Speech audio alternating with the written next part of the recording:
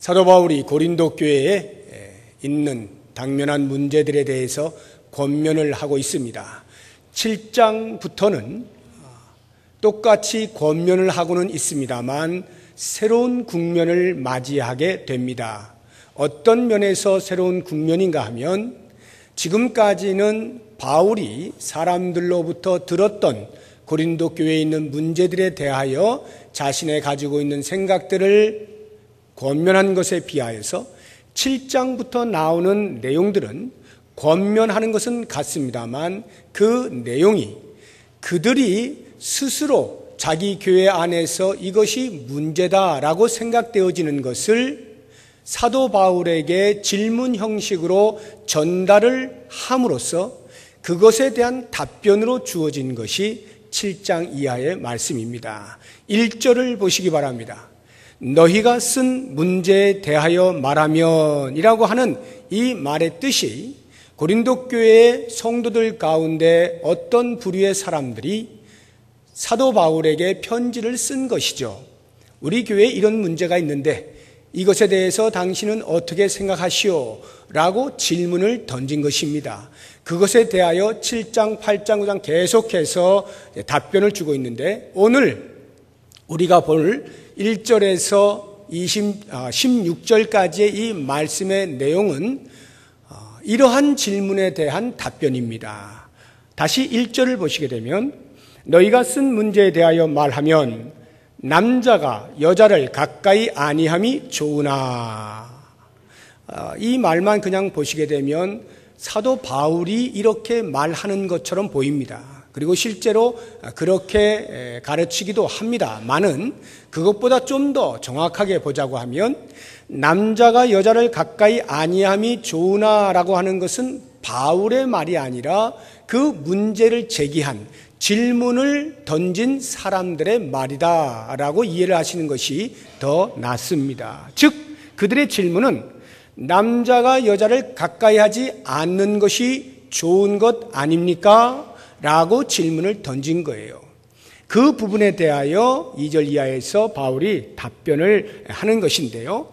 이 질문의 의미가 무엇이냐 하면 만약 결혼을 하지 아니한 미혼자일 경우에 남자가 여자를 가까이 하지 않는 것이니까 결혼을 하지 않는 것을 의미하는 겁니다.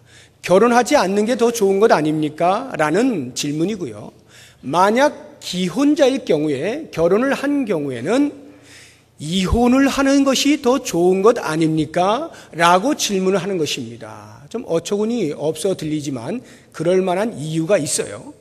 만약에 이혼이 아니라면 적어도 부부 생활을 하는 중에 성욕만큼은 금해야 되는 것 아닙니까? 해서 성생활을 하지 않는 것에 대하여 주장을 하고 질문을 던져 바울의 답변을 기다리는 것입니다. 그렇다고 하면 과연 누가 이런 질문을 하였을까를 생각해 보십시오. 지금까지 우리는 고린도 교회 안에 있는 음행에 관련되어진 부분에 있어서는 근친상간이라고 하는 문제도 있었고 종교의 그늘 아래서 합법적으로 매춘 행위를 허용하는 부분도 우리가 살펴보았습니다.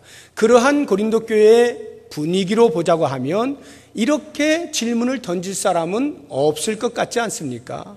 그런데 제가 고린도 교회에 있는 음행에 관련되어진 그러한 방탕함이 영지주의라고 하는 신학적 문제로부터 발단되었다고 말씀을 드렸죠. 영지주의는 육체와 영혼을 분리하여 생각합니다. 그래서 육체는 악한 것이고 영혼은 선한 것입니다. 영혼이 선하여 구원을 받았다라고 한다면 더 이상 육체, 이 더러워진 육체, 이 악한 육체, 멸망받을 육체는 어떻게 사용해도 상관없다. 우리의 구원과는 관계가 없다라고 해서 음행을 하여도 아무런 관계가 없는 죄의식을 느끼지 아니하는 쾌락주의에 빠졌다라고 말씀을 드렸습니다. 그런데 그러면서 제가 동시에 영지주의에서 또 한 가닥이 나온 것이 있는데 그것이 금욕주의라고 말씀을 드렸습니다.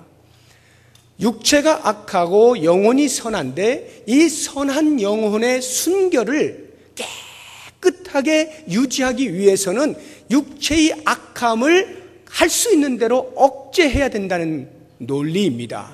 그래서 금욕을 주장하는 것이거든요. 바로 오늘 이 질문을 던진 사람들은 그 금욕주의자들 가운데에서 아마도 앞장선 사람들이 아닐까 하는 추측을 해보는 것입니다. 그들이 말하기를 이 더러운 육체, 이 악한 육체를 어떻게 해서든지 억제해야 되는 것 아닙니까? 그러니까 남자가 여자를 가까이 하지 않는 것이 옳은 것 아닙니까? 우리의 영혼을 순수히 보존하는 데 필요한 모습이 아닙니까? 라고 질문을 던진 겁니다. 바로 이 부분에 대하여 바울이 답변하는 것이 2절 이하에 나와 있는데 그 2절 이하 16절까지를 보시게 되면 사도 바울은 결혼 생활을 권하고 있는 것을 볼 수가 있고 그것도 정상적인 결혼 생활을 할 것을 부탁을 하고 있는 것입니다. 그래서 그 금욕주의자들의 잘못된 생각을 바로 잡아주면서 성경이 이야기하고 있는 부부의 관계, 결혼 생활은 어떠해야 되느냐라고 하는 것을 약 3가지 정도 우리가 한번 살펴보도록 하겠습니다. 어떻게 보면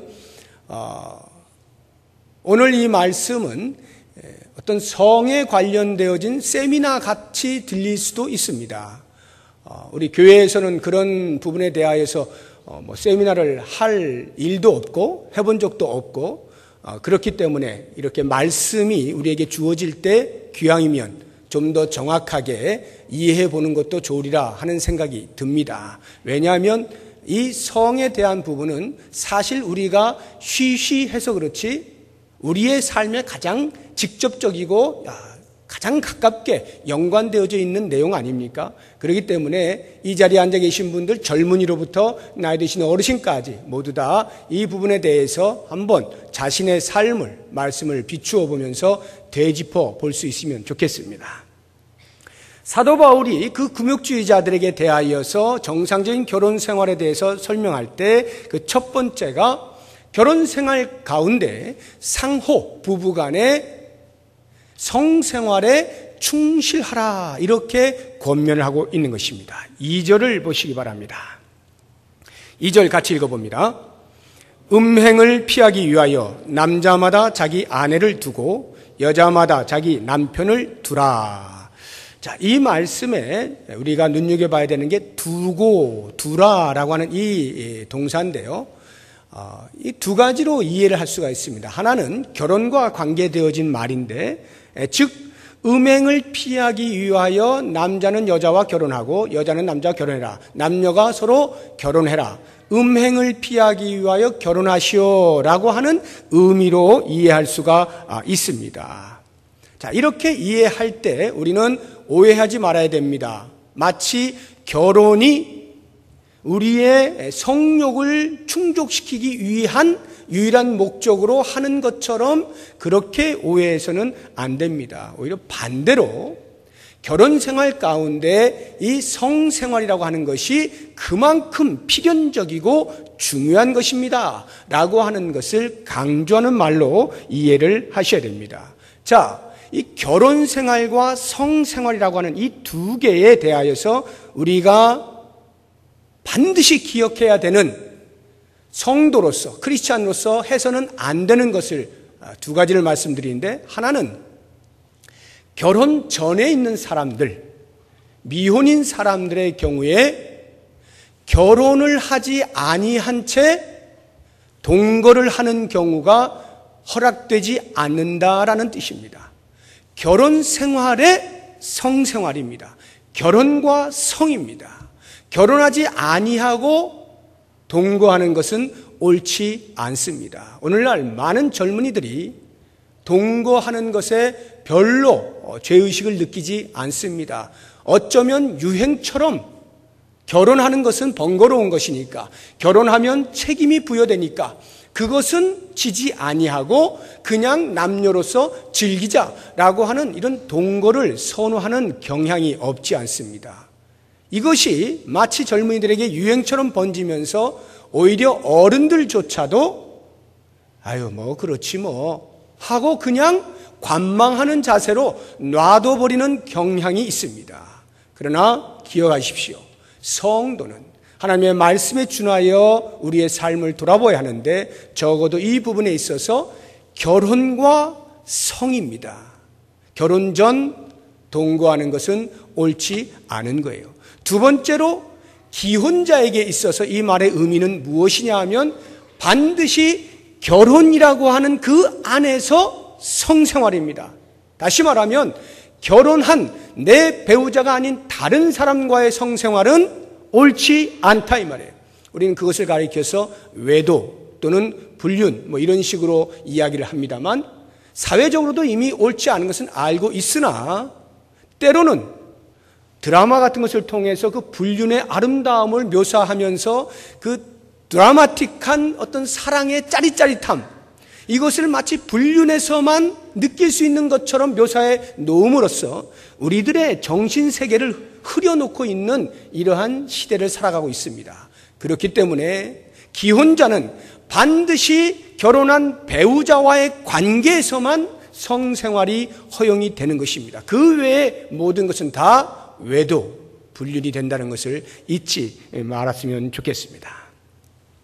자, 이렇게 두다라고 하는 것을 결혼과 생각할 때는 이런 이제 말씀을 우리가 이해할 수가 있고요. 또 한 가지가 있습니다. 이 두다라고 하는 것을 성생활을 하다라는 뜻으로 우리가 해석을 또 할 수가 있어요. 그렇게 되면 2절의 말씀은 이렇게 됩니다. 음행을 피하기 위하여 부부는 각각이 성생활에 충실히 하라 라고 하는 것으로 해석을 할 수가 있는 것입니다. 이러한 해석을 뒷받침하는 것이 3절의 말씀입니다. 3절 보시면 남편은 그 아내에 대한 의무를 다하고 아내도 그 남편에게 의무를 다해라 하는 이 의무를 다한다는 것이 1차적 의미가 성생활을 말하는 것입니다. 성적인 의무를 다해야 한다라고 하는 것이고, 물론 이것이 확대되어지면 성생활을 넘어서서 결혼을 한 후에 남자와 여자에게 주어지는 모든 삶의 의무 사항들을 다 포함하겠습니다만 최소 1차적으로 성생활에 대한 의무를 해야 한다라고 하는 것입니다. 왜 바울이 이와 같은 권면을 했을까를 잘 생각해 보시기 바랍니다.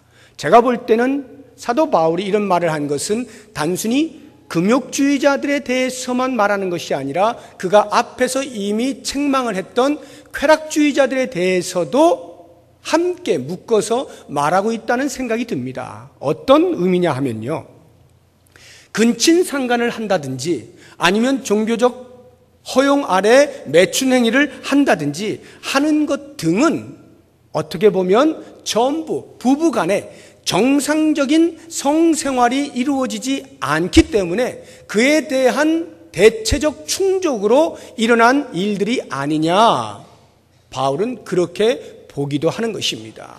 그러면서 동시에 이 금욕주의자들의 생각, 자신의 영혼을 깨끗하게 유지하기 위하여 결혼을 하지 말아야 하는 것, 결혼한 사람은 아예 이혼을 해서 이 육체의 더러운 것으로부터 자신을 보호해야 되는 것, 이렇게 생각하는 것에 대하여서 너희들이 정말로 그렇게 금욕을 할 수 있느냐?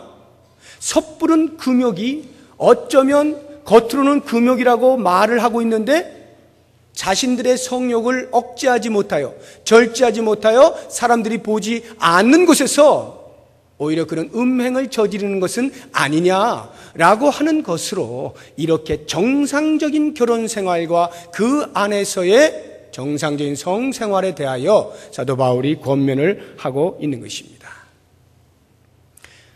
실제로 우리나라 민법에도 부부 사이에서 특별한 이유가 없이 성생활에 대하여 거부를 하면 그것은 이혼의 사유가 됩니다.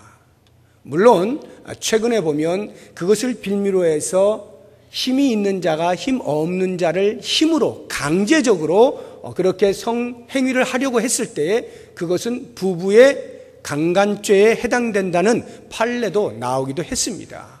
그러나 그럼에도 불구하고 적어도 기본적으로 부부라고 한다면 그 결혼 속에서는 성생활에 대하여 남자는 여자에게, 여자는 남자에게 정상적인 성생활을 할 의무를 갖는다라고 하는 것이 사회에서도 말하고 있는 부분인 것입니다.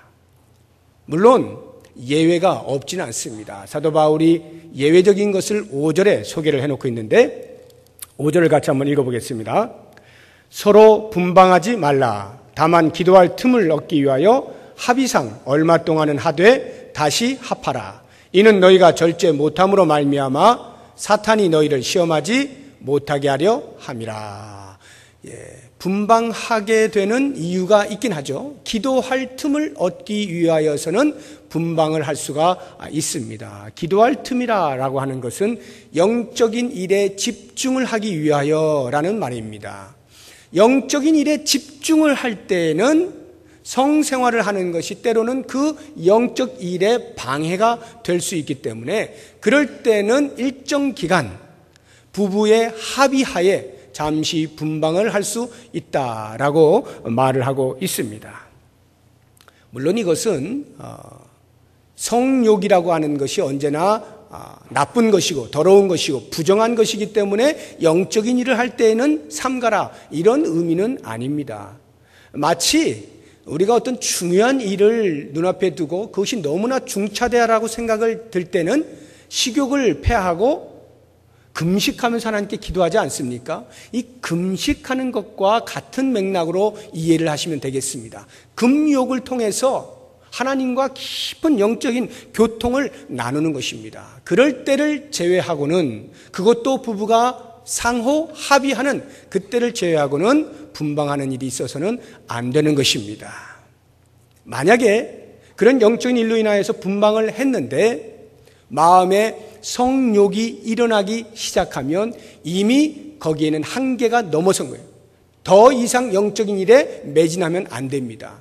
거기에서 끝을 내야 되고 다시 합방을 해야 되는 거예요. 이것이 정상적인 부부의 결혼 생활이다라고 하는 것을 가르쳐주고 있는 것입니다. 물론 우리가 이제 이런 그 부부 생활에 대해서 이렇게 생각을 할 때 우리는 동물이 아니기 때문에 단순히 육체적 결합을 통한 희열을 얻기 위해서만 성생활을 하는 것은 아니에요. 당연히 우리는 하나님께서 주신 이성과 감정이 있기 때문에 그러한 사랑의 교감을 바탕으로 하여 부부가 성생활을 할 때 그 안에서 훨씬 더 깊은 그리고 기쁜 삶을 누릴 수가 있는 것입니다. 만약 동물들과 같이 육체적 성욕을 채우는 것으로서만 사용한다면 거기에는 아무런 의미가 없을 것입니다. 그러므로 우리 그리스도인 부부가 된 사람들은 항상 이 말씀을 깊이 묵상하면서 피차에 서로에 대한 사랑을 기반으로 하여서 그 안에서 육체적 성관계를 하는 부분에 있어서 서로 의무를 다하고 그 안에서 정상적인 결혼 생활을 해 나갈 수 있어야 돼요. 그렇게 할 때 그 부부가 그 가정이 건강하게 세워질 수 있는 것입니다. 두 번째로 사도 바울이 결혼 생활에 대해서 권면하고 있는 것은 부부는 동등한 권리와 의무를 갖는다라고 하는 것입니다. 우리 3절과 4절을 한번 보겠습니다. 3절, 4절 같이 읽어봅니다. 남편은 그 아내에 대한 의무를 다하고 아내도 그 남편에게 그렇게 할지라. 아내는 자기 몸을 주장하지 못하고 오직 그 남편이 하며 남편도 그와 같이 자기 몸을 주장하지 못하고 오직 그 아내가 하나니. 이 말씀을 보시게 되면 남자와 여자에 대한 의무와 주장할 수 있는 권리가 동등하다는 것을 볼 수가 있습니다. 당시의 문화로서는 사도 바울의 이와 같은 권면은 다소 충격적이라 할 수가 있습니다. 왜냐하면 그때 당시의 여자는 남자의 소유물과도 같았습니다. 심하게 이야기하면 성적인 놀이개에 불과한 그러한 사람들도 너무나 많았어요. 그러한 사회 문화 속에서 바울이 이렇게 동등한 것을 이야기할 때에 이것을 듣는 사람들은 크게 충격으로 와 닿았을 것입니다. 그리스도인 가정의 부부는요, 반드시 이 원리를 기억해야 됩니다. 하나님께서 남자의 갈비뼈 하나를 빼서 여자를 만들었다 하여 여자를 종속물로 생각하고 돕는 배필, 내가 주인공이고 나를 돕는 정도로 이해하는 것은 성경을 왜곡되게 이해하고 있는 것입니다. 불완전한 공동체의 완전을 위하여 도와주는 배필이다 라고 하는 차원에서의 돕는 배필을 이해하게 된다면 남자와 여자는 지극히 정상적으로 그 의무와 권리에 있어서 동등하다라고 하는 것을 꼭 기억하셔야 됩니다. 결혼은 결코 주종 관계가 아니고요, 상하 관계가 아니라 평등하고 동등합니다. 우리나라는 예로부터 유교의 오랜 국민적 문화가 있기 때문에 이 가부장제에 아주 익숙해져 있습니다. 지금도 우리 어르신들은 거의 그 가부장제에 익숙해져 있어서 지금 제가 드리는 이런 말씀들이 잘 받아들여지지 않을 수도 있어요. 실제로 우리 여기 앉아계신 권사님들 남편분들 이야기할 때 보면 하늘처럼 이야기를 하거든요. 하늘처럼 이렇게 말씀하신단 말이죠. 그게 다 유교의 영향을 받아서 그런 것인데 그게 잘못됐다는 뜻이 아니라 그렇게 남편은 하늘이고 아내는 땅인 이런 관계가 아니다 이 말이에요. 성경은 그렇게 가르치지 않고 있습니다. 동등하게 가르쳐요. 서로 존중하는 것이지 어느 누가 누구를 더 존중하는 것이 아닙니다. 이런 유교의 영향에 입각을 해서 그런지 우리의 언어라고 하는 것이 삶을 반영하지 않습니까? 결혼을 하면 여자는 시집 갔다라고 말을 하는 것이고 남자는 장가 갔다라고 말을 하는 것입니다. 이게 얼마나 불공평한지를 잘 생각해 보세요. 우리는 그냥 쓰고 있습니다만 여자는 시집을 가는 거예요. 시집이란 남편의 가족이 사는 그 집을 시집이라고 하지 않습니까? 시집을 가요. 만약 동등한 입장에서 그런 언어가 발생했다고 한다면 남자는 어떻게 됩니까? 장가 가는 게 아니라 처가를 가야죠. 처가를. 시집 가고 처가 가고 이렇게 돼야 되는 거 아닙니까? 그런데 장가를 가는 거예요. 장가가 뭐냐? 장가는 사실 한문이 별로 없어요. 이게 순수 한국말도 아니고 좀 애매한데요. 굳이 한문으로 이렇게 해본다고 하면은 대장부 할 때 장자에다가 집가자를 써서 남자가 이제 결혼을 하면 그 한 집에 대장부가 된다, 가장이 된다, 뭐 이런 의미로 아마도 장가라는 말 쓰지 않았나 하는 생각이 드는데요. 아무튼 처가를 가는 건 아니에요. 그만큼 남자 중심으로 모든 언어들이 구성이 되어 있다는 것을 아시게 될 겁니다. 이렇게 볼 때 적어도 우리가 그 문화 속에서 문화를 완전히 떠나서 살 수는 없으니까 그런 용어들을 쓴다고는 할지라도 적어도 우리의 정신은 성경이 가르치는 대로 남녀가 부부 사이에 동등하다라고 하는 것을 결코 잊어서는 안 됩니다. 그래서 누가 누구에게 주장할 수가 없고 피차 그리스도를 경외함으로 복종하는 것, 이것이 성경의 가르침이에요. 에베소 5장 21절에 보면 사도 바울이 그렇게 말하지 않습니까? 피차 그리스도를 경외함으로 복종하라. 서로 복종하는 거고 서로 존중하는 것입니다. 이렇게만 부부가 살아간다 할지라도 아마도 많은 문제들이 사라지게 될 것입니다. 물론 오늘날의 젊은이들은 과거에 우리 선조들이 그렇게 남자 중심으로 생활했던 것에 대하여 이제 머리가 깨어지고 현대로 오면서 여자들이 이제 그 인권을 신장한다라고 해서 여자들의 소리가 높아지게 되면서 최근에는 젊은이들 가운데서는 오히려 여자들이 더 높임을 받는 그러한 일도 없지는 않은데 그 반대 극부적으로 일어난 현상이라는 차원에서는 이해가 되지만 그것도 옳은 것은 아닌 것입니다.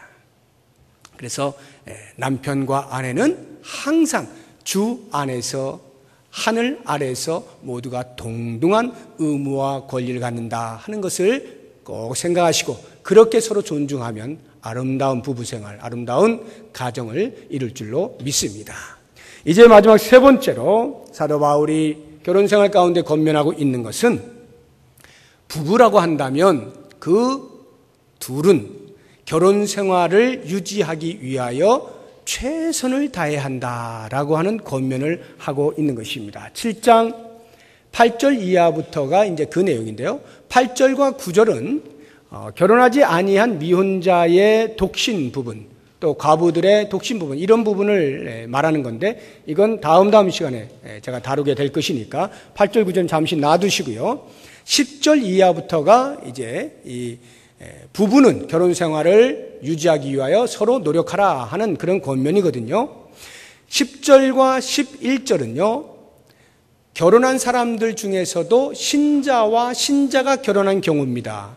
12절부터는 신자와 불신자의 결혼 상태에 대하여 권면하고 있는 것입니다. 자, 그러면 먼저 신자 사이의 결혼에 대하여 어떻게 되느냐? 10절, 결혼한 자들에게 내가 명하노니 명하는 자는 내가 아니요 주시라. 이 말은 예수님께서 이미 이 부분에 대해서 명령하셨다는 것이고 나는 그것을 전달할 뿐이다, 이 뜻이에요. 어떻게 예수님이 가르쳐 주셨느냐면, 여자는 남편에게서 갈라서지 말고 남편도 아내를 버리지 말라. 쉽게 이야기하면 이혼은 안 된다, 이 말이에요.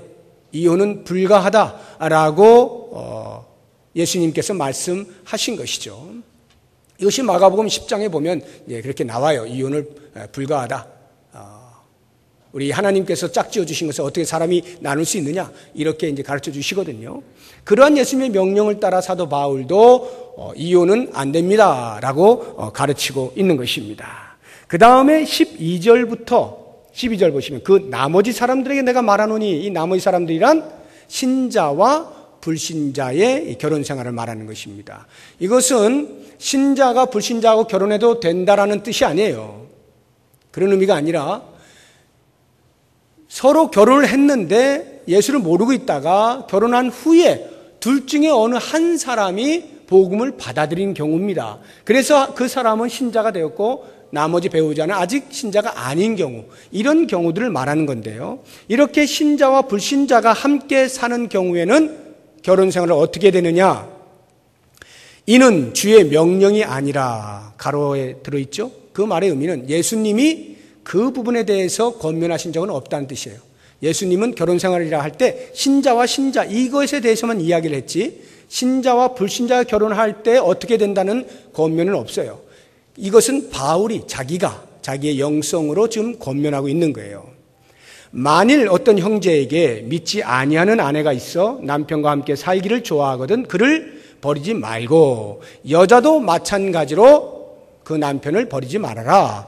이 말씀이에요. 이것도 똑같죠? 이혼하면 안 된다는 거예요. 단 조건은 그 불신 배우자가 신자인 배우자와 계속해서 같이 살고자 할 때, 살고 싶은 마음이 있을 때 같이 삽시다라고 할 때에는 절대로 이혼하면 안 된다, 이렇게 가르치고 있는 것입니다. 왜냐하면 그 이유가 14절에 나오는데요. 14절 같이 한번 읽어봅니다.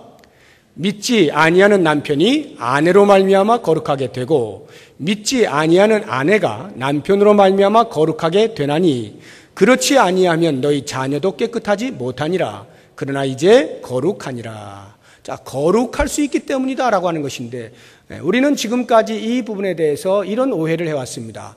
믿는 배우자를 통하여 믿지 아니하는 배우자가 구원을 얻을 수 있기 때문에 이렇게 이해를 했어요. 그러니까 거룩이라는 말을 곧 그 신분적 의로움, 구원과 연결해서 이해를 했는데요. 만약에 그런 의미라고 한다면 믿지 않는 배우자가 있을 수가 없겠죠. 이미 구원을 받았을 테니까요. 그러니까 그런 의미가 아니고 여기에 이 거룩이라고 하는 것은 이런 의미입니다. 왜 사도 바울이 거룩을 언급하느냐 하면 결혼을 하면 안 된다, 또는 결혼을 했어도 이혼을 해야 된다, 또는 성관계를 가지면 안 된다, 이렇게 주장하는 금욕주의자들의 생각은 뭐냐 하면 내가 신자가 되었는데 불신자와 함께 살면 부정해지는 것 아니냐, 깨끗한 자가 부정한 자와 함께 살면 부정해지는 것 아니냐, 바로 이 부분입니다. 그래서 결혼을 하면 안 된다거나 이혼을 하라거나 이렇게 주장을 하는 것이거든요. 그 부분에 대하여 바울이 답을 고쳐주고 있는 거예요. 만약 그런 논리라고 하면 예수님께서 이 땅에 오셔서 세리와 창기들과 함께 지냈던 것은 거룩하신 예수님이 부정한 자들과 함께 지냈으니까 예수님이 부정해진다는 말인데 그것 아니잖아요. 오히려 그들이 예수님으로 말미암아 거룩해질 수 있는 것 아닙니까? 사도 바울이 이방인들에게 복음을 전했는데 유대인의 관점에서 보면 이방인들은 부정한 자들인데 그 부정한 자들에게 복음을 전하면 바울도 부정해지는 것 아닙니까? 그러나 바울은 복음을 전하죠. 그 이야기는 복음을 통해서 그들이 돌아오게 되면 그들도 거룩해지는 사람이 될 수 있다는 것이죠. 즉 사도 바울은 지금 그들의 생각을 바꾸어주고 있는 거예요. 부정한 것과 접촉을 하면 부정해진다는 생각을 하기 쉬운데 그래서 그렇게 신자와 불신자가 아이를 낳게 되면 그 자녀도 더럽다, 부정하다라고 생각을 하는데 그것이 아니라는 거예요. 오히려 그 신자로 인하여 자녀도 깨끗해진다는 말이에요. 14절 뒤에 나오는 너희 자녀도 깨끗하지 못하니라 그렇지 아니하면이란 말이에요. 그렇기 때문에 그들의 잘못된 생각을 시정을 해주고 있는 거예요. 신자로 인하여서 비록 아직 불신자라 할지라도 그들이 같이 살기를 원한다면 같이 사는 것을 통하여 절대로 신자가 부정해지지는 않는다. 이런 의미인 것입니다. 자, 그렇다고 한다면 이제 이 이혼과 관련하여서 이혼은 안 되고 결혼 생활을 잘 유지하도록 노력을 해야 되는데 그러면 언제나 이혼은 안 되는 것입니까? 라고 할 때 현실적으로는 이게 쉬운 이야기가 아니죠. 이미 이 자리에도 이혼을 경험하신 분들이 계시지 않습니까?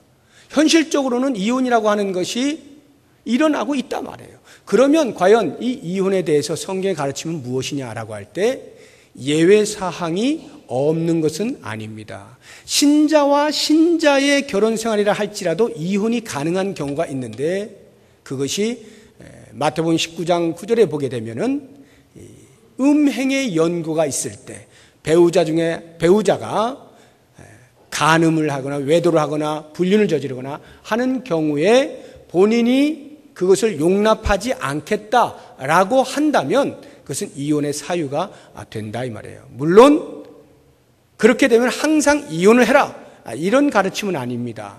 용납할 수 있다면 용서할 수 있다면 합하여 사는 것이 훨씬 나은데 만약 그게 안 된다라고 할 때는 이혼을 한다 하여도 양심의 죄의식을 느낄 것은 아니다라고 하는 것을 예수님께서 직접 가르쳐 주시죠.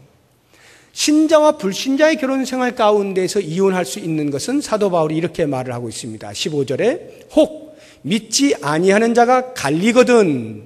이 말은 믿지 않는 불신 배우자가 야 우리 이혼하자. 못 살겠다. 너 신앙생활하는 거 꼴 보기 싫어가지고 내가 못 살겠어. 이렇게 이혼하자고 요구하면 이혼을 해도 된다라고 말을 해주고 있는 것입니다. 자, 이러한 이혼의 예외적인 부분이 있다는 것을 우리가 볼 때예요. 너무 극보수적으로 생각을 하면 이혼은 무조건 안 돼라고 이제 가르치는 분들이 계시는데 사실 그거는 현실적으로 맞지 않는 경우가 대부분입니다. 예수님조차도 허용하는 부분이 있지 않습니까? 사도 바울도 이렇게 허용하는 부분이 있지 않습니까? 그렇게 볼 때 우리가 그러면 어떤 경우들의 이혼이 가능한가라고 하는 것을 제가 큰 그림으로 좀 원칙적으로 한 가지 좀 여러분들이 이렇게 기준 삼아서 생각해 볼 수 있는 것을 말씀드린다면 그것은 이것입니다. 이혼이라고 하는 것이 안 좋다는 건 좀 다 알고 계시죠? 이혼을 좋아하는 사람은 아무도 없어요. 그러니까 어떻게든지 서로 살려고 노력을 하는 것 아닙니까? 그런데 이 이혼이 악하다는 것을 다 아는데 이 이혼의 악함보다 결혼 생활을 유지하는 것이 더 악하다라고 판단이 되었을 때 그때는 이혼을 할 수 있지 않겠느냐라는 조심스러운 말씀을 제가 드리는 거예요. 무슨 말이냐 하면 아주 쉬운 예로 결혼 생활을 지금 하고 있는데 이 남자가 힘이 있다고 계속 하루가 멀다고 폭행을 해요. 하루가 멀다고 막 온몸에 멍이 들고 심지어는 죽을 지경에까지 여러 차례 다다랐다라고 만약에 할 것 같으면 그 악은 이혼하는 악보다 훨씬 크다 이 말이에요. 이런 경우에 이혼이 가능하지 않느냐. 다시 한번, 이럴 때 무조건 이혼해야 된다, 이 뜻이 아니고요. 가능성이 있다, 이 말이에요.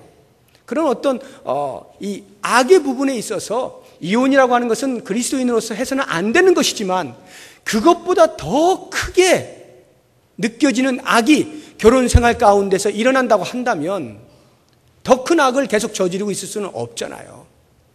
바로 그런 부분에서 우리가 언제 이혼이 가능한 것이냐에 대한 어떤 최소한의 기준을 정해볼 수 있지 않을까 하는 생각이 들고요. 이 부분에 대해서는 제가 절대적으로 여러분들에게 말씀을 드리는 것은 아닙니다. 여러분들 각자가 말씀을 잘 이해하시고 소화하시면서 그 말씀의 이해를 따라서 여러분들의 삶에 맞게 적용을 하시면서 할 수 있으면 이혼은 아닙니다. 이것이 바울의 가르침이에요. 너희들은 부부로서 정상적인 부부 생활을 유지하도록 최선을 다해라. 서로 충실하라. 이것이 바울의 본분적인 가르침입니다. 우리는 이 가르침을 따라서 오늘 말씀을 쭉 묵상하시면서 지금까지 나의 결혼 생활을 한번 돌아보시고, 나는 과연 어떠한 결혼 생활을 해왔는가, 아직 미혼이신 분은 앞으로 내가 어떠한 결혼 생활을 해야 할 것이냐라고 하는 것에 대한 큰 지침을 얻으시기 바라고, 이러한 지침들을 통하여서 우리 그리스도인 가정들이 그 가운데서도 부부가 먼저 서로를 사랑하고 아껴주고 부부됨을 경험하면서 이 사회에 대하여 모범을 보이고 대안의 공동체를 보여줌으로써 하나님의 이름을 거룩히 드러내고 하나님 나라를 이루어갈 수 있는 우리 모두가 될 수 있기를 주의 이름으로 축복합니다. 기도하겠습니다. 하나님 아버지, 어쩌면 우리의 삶 가운데 가장 가까이에서 여러 가지 문제들로 대두되고 있는 부분인지도 모릅니다.